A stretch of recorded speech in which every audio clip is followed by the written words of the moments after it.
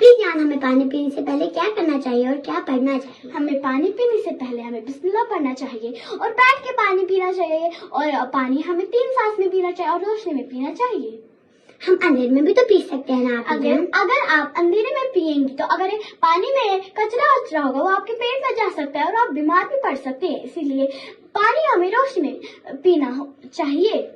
آپی جان ہم عید کیوں مناتے ہیں؟ کیونکہ عید ہمارا ایک فیسٹیول ہوتا ہے، اس میں بہت خوشی ہوتی ہے، اور اسی لیے تو اللہ نے فرمایا آپ سارے روزے رکھتے ہو، تو اسی لیے ہمیں عید بنائی جاتی ہے۔ عید بنانا سنت ہے اور اس میں ہمیں عید بھی ملتی ہے اور گھومنے جاتے ہیں اور نئے نئے کپڑے پہنتے ہیں۔ اسی لیے آپی جان ہم کھانے کو ضائع کیوں نہیں کر سکتے ہیں؟ ہم کھانے کو ضائع نہیں کر سکتے ہیں کیونکہ بیچارے فلسطین کے پاس تو ایک کھانے کے لیے ایک ٹکڑا بھی نہیں، اور غریب تو دن بھر بھوکے رہتے ہیں، اسی لیے ہمیں کھانے کو ویسٹ نہیں کرنا چاہیے۔ آپی جان ہنسنا کیوں سنت ہے؟ کیونکہ ہنسنے سے ہمیں دل کو سکون ملتا ہے، اسی لیے ہنسنا سنت ہے۔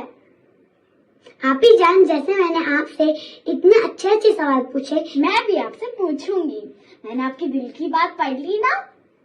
ہاں آپی جان۔ چلیے تو میں آپ سے یہ سوال پوچھوں گی، کیا آپ ان کا جواب دے سکتی ہیں؟ بالکل آپی جان۔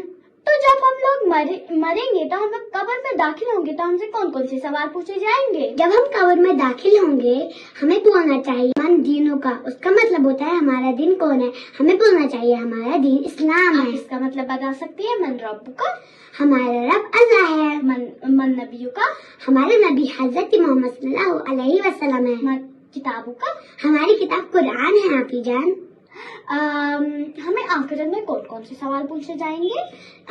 آپی جان مجھے پتا نہیں ہے، آپ کو تو مجھ سے بھی زیادہ سوال پتا ہے، کیا آپ مجھے بتا سکتے ہیں؟ جی ہاں بالکل، آخرت میں ہمیں پوچھا جائے گا کہ آپ نے چوری کی ہے، کیا آپ نے کتنے ثواب کیے ہیں، کیا آپ نے ماں کا سنا ہے، کیا آپ نے اپنے پاپا کا سنا ہے، یہ سب سوال پوچھے جائیں گے۔ اگر ہم لوگوں نے ان سب کے سوال کا جواب دیا تو ہم لوگ سیدھے جنت میں داخل ہوں گے۔